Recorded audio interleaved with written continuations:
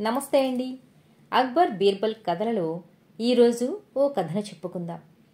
నాన్న కొడుకు. అక్బర్ బీర్బల్ మధ్య ఉన్న స్నేహానురాగం ఎంతో గాఢమైనది.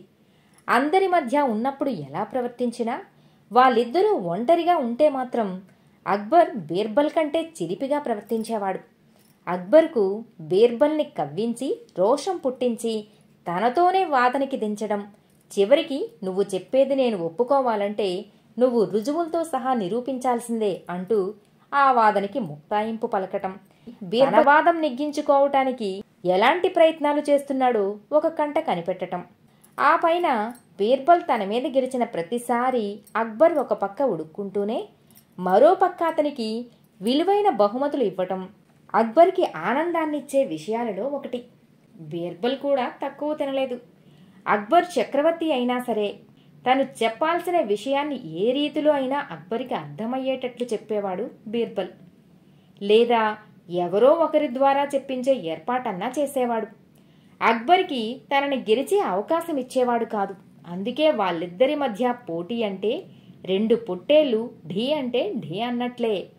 ఒక సాయంత్రం ఇంటి దగ్గర కూర్చొని ఏదో కావ్యం తిరిగేస్తున్న బీర్బల్ దగ్గరికి ఓ రాజభటుడు వచ్చి, బీర్బల్ మహాశయ, అక్బర్ పాదుషా వారు మిమ్మల్ని ఉన్న పలానా వెంటనే వెంట పెట్టుకు రమ్మన్నారు అంటూ చెప్పాడు. బీర్బల్ వెంటనే ఆ భటుడి వెంట బయలుదేరి వెళ్ళాడు. రా బీర్బల్, రా, నీకోసమే కాచుకు కూర్చున్నాను. నాకొక వింత కోరిక కలిగింది. అది తీర్చిన వారికి ఏం కావాలన్నా ఇస్తానని నేను మాట ఇచ్చాను. కానీ ఎవ్వరి వల్ల కాదంటున్నారు. బీర్బల్ వల్ల మాత్రమే అవుతుంది అంటూ సలహా కూడా ఇస్తున్నారు. నా నమ్మకం కూడా అదే. నువ్వు నా నమ్మకాన్ని వమ్ము చెయ్యవు అనుకుంటున్నాను అన్నాడు అక్బర్ ముందు అసలు విషయం చెప్పకుండా, బీర్బల్ దగ్గర మాట తీసుకుని ఎత్తువేస్తూ. కృతజ్ఞుని ప్రభు, ఇంతకీ మీ వింత కోరిక ఏమిటో చెప్పారు కాదు అన్నాడు బీర్బల్. నా కోరిక విని నువ్వు నవ్వకూడదు, బొంగమూతి పెట్టి అన్నాడు అక్బర్. అదేం మాట ప్రభు, జిహ్వకో రుచి పుర్రెకో బుద్ధి అన్నారు. నాకు ఎద్దుపాలు తాగాలనుంది బీర్బల్. అవెంతో రుచిగా ఉంటాయని చిన్నప్పుడు విన్నట్లు గుర్తు. అవి నాకు అందే ఏర్పాటు చెయ్యి. ఈ పనికి నీకంటే సమర్థుడు ఎవ్వరూ నాకు కనిపించట్లేదు. ముసిముసిగా నవ్వుతూ బీర్బల్తో అసలు విషయం చెప్పాడు అక్బర్. అలాగే ప్రభు, నాకు 2-3 రోజుల గడువు ఇప్పించండి. మేలు రకం జాతి ఎద్దును చూసి స్వయంగా నేనే పాలు పితికి మీకు అందే ఏర్పాట్లు చేస్తాను అన్నాడు బీర్బల్. బీర్బల్ మాటలకి అక్కడున్న వాళ్ళందరూ, ఈ బీర్బల్కి ఎంత ధైర్యం! ఎద్దుపాలు తెచ్చి ఇస్తానని చక్రవర్తికే మాట ఇస్తున్నాడు. అసలు ఈ లోకంలో పాలిచ్చే ఎద్దులుంటాయా? ఎంత తెలివితేటలుంటే మాత్రం ఎంత అహంకారం పొగరు పనికిరాదు. ఈసారి ఖచ్చితంగా బీర్బల్ అక్బర్ చక్రవర్తికి దొరికిపోయి ఓటమి పాలవటం ఖాయం అని అనుకున్నారు అందరూ. ఎలాంటి సమస్యనైనా చక్కగా పరిష్కరించే బీర్బల్ మాట ఇచ్చాడంటే అది తప్పదు.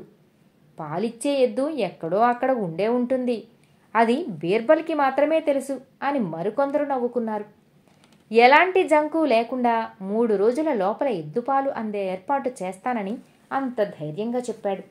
కొంపదీసి నిజంగా ఎద్దు చేత పాలిప్పిస్తాడా అని అక్బర్కి కూడా చిన్న అనుమానం. దాంతోపాటు చూద్దాం ఏం చేస్తాడో అన్న కుతూహలం కూడా కలిగింది. అక్బర్కు ముందు ఇవ్వటానికి మాట అయితే ఇచ్చాడు, కానీ ఏం చెయ్యాలో ఎలా చెయ్యాలో అర్థం కాలేదు బీర్బల్కి. ఆ రోజుకి ఆ ఆలోచనను కట్టిపెట్టి చక్కా నిద్రపోయాడు. మర్నాడు ఉదయం బీర్బల్ సభకు మామూలుగానే పోయి వస్తుండగా ఒక ఇంటిలోంచి భార్యాభర్తలు పిల్లల గురించి గొడవ పడుతుండటం వినిపించింది. భర్త అంటున్నాడు, పిల్లల్ని కనటం తప్ప వాళ్ళ ఆలనా పాలనా నువ్వు చూస్తున్నావా?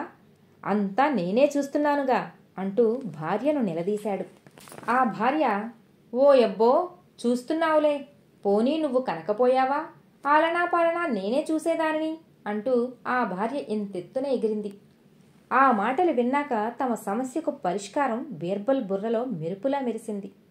అంతే, ఒక్క క్షణం కూడా అక్కడ నిలబడకుండా చెరచెరా ఇంటికేసి నడిచాడు. బీర్బల్కి ఒక కూతురు ఉంది. ఆమె చాలా అందంగా ఉంటుంది.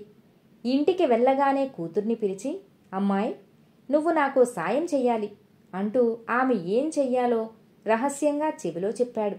ఆమె కూడా అలాగేనంటూ ఆనందంగా తలూపింది.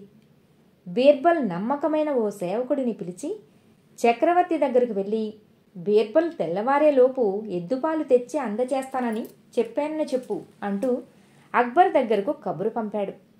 ఆ సేవకుడు వెళ్ళి బీర్బల్ చెప్పమన్నట్లే అక్షరం కూడా పొల్లుపోకుండా అలానే చెప్పాడు. బీర్బల్ కబురు అందుకున్న అక్బర్కి ఆశ్చర్యం వేసింది. ఎంతటి సమర్థుడు! ఈ బీర్బల్ ఎద్దుచేత పాలిప్పిస్తున్నాడు అంటూ ఆలోచనతో నిద్రపట్టక రాజప్రాసాదం పైభాగం చేరుకుని పచార్లు చేస్తూ బీర్బల్ రాక కోసం ఎదురుచూస్తూ కాలం గడపసాగాడు. అర్ధరాత్రి సమయంలో ఒక యువతి బరువైన బట్టల మూటను తీసుకువచ్చి కోటకు పక్కనే ఉన్న నదిలో బట్టలు ఉతకసాగింది. ఆ దృశ్యం అక్బరు కంటపడింది. అంత అర్ధరాత్రి వేళ ఒక యువతి ఒంటరిగా వచ్చి బట్టలు ఉతకటం ఆశ్చర్యం వేసింది అక్బర్కు. ఆ విషయం ఏమిటో కనుక్కుందామని కోట నుంచి నది ఒడ్డుకు చేరుకున్నాడు అక్బర్. అక్బర్ రాకని ఆ యువతి గమనించినట్లే బట్టలు ఉతుక్కుంటోంది. అమ్మాయి, ఓ అమ్మాయి అంటూ పిలిచాడు అక్బర్ కాస్తంత దగ్గరగా వస్తూ. ఆ, ఎవరు అందా యువతి. నేను అక్బర్ పాదుషాని అన్నాడు అక్బర్. మీరా ప్రభు, క్షమించండి అంటూ ఆ యువతి నీళ్లలోంచి బయటకు వచ్చింది. అమ్మాయి, ఇంత అర్ధరాత్రి పూట ఒంటరిగా వచ్చి బట్టలు ఉతుకుతున్నావు? అంత అత్యవసరంగా ఉతకాల్సి ఉంటే ఎవరినన్నా తోడు తెచ్చుకోలేకపోయావా? ఎంతో సానుభూతిగా ఆ అమ్మాయిని అడిగాడు అక్బర్. తోడు రావటానికి ఇంట్లో ఎవ్వరూ లేరు ప్రభు. మా అమ్మ తమ్ముళ్లను చెల్లెళ్లను తీసుకుని పుట్టింటికి వెళ్ళింది. ఇంతలో అనుకోకుండా నెల ముందే మా నాన్న ప్రసవించాడు. ఇంటెడు చాకిరీ నేనే చేసుకోవాలి. ఇప్పుడు బట్టలు ఉతక్కపోతే రేపొద్దున చంటి పిల్లాడి పక్కకి బట్టలుండవు అందా అమ్మాయి. ఆమె సమాధానానికి నివ్వెరపోయాడు అక్బర్. తను విన్నది నిజమో అబద్ధమో అర్థం కాక ఒక్క క్షణం తికమక పడ్డాడు. క్షమించండి ప్రభు, మీతో మాట్లాడుతూ కూర్చుంటే అవతల ఆలస్యం అయిపోతుంది అంటూ ఆ యువతి నీళ్లవైపు నడవబోయింది. అమ్మాయి, నిజం చెప్పు, ఈ లోకంలో మగవాళ్ళు ఎక్కడైనా పిల్లలని కంటారా అని అడిగాడు అక్బర్. మీరు మరీ అమాయకుల్లా ఉన్నారు. పాలిచ్చే ఎద్దులు ఉండగా లేనిది పిల్లల్ని కనే మగవాళ్ళు ఉండరంటారా అంటూ ఎదురు ప్రశ్న వేసింది ఆ యువతి. ఆమె సమాధానం విన్న అక్బర్కి కళ్ళ ముందు బీర్బల్ కనిపించాడు.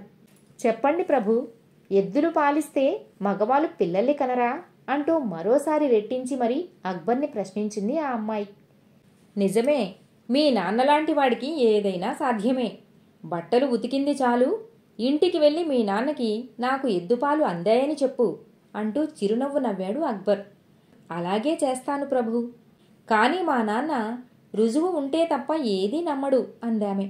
నిజమే కదూ, ఒక్క నిమిషం ఉండు, ఇప్పుడే వస్తాను అంటూ గబగబా తన మందిరంలోకి వెళ్ళి, బీర్బల్, నువ్వు పంపిన ఎద్దుపాలు అందాయి. ఇంత రుచికరమైన పాలు ఇంతకు ముందు నేనెప్పుడూ తాగలేదు. కృతజ్ఞుడిని అని లేఖ రాసి మొహరు వేసి దానితో పాటు ఓ ముత్యాలహారాన్ని కూడా తెచ్చి ఆమెకు అందించాడు అక్బర్. ఆ రెండూ అందుకున్న ఆమె ఆనందంగా ఇంటికి నడిచింది. మీ నాన్న కొడుకుకి నా పేరు పెట్టొద్దని చెప్పు, ఎద్దుపాలు అస్సలు పట్టొద్దని నా మాటగా చెప్పు. వీలుంటే రేపు ఓసారి బిడ్డతో సహా ఆస్థానానికి రమ్మను అంటూ వెనుక నుంచి నవ్వుతూ ఆ అమ్మాయికి చెప్పాడు అక్బర్. కథ సమాప్తం.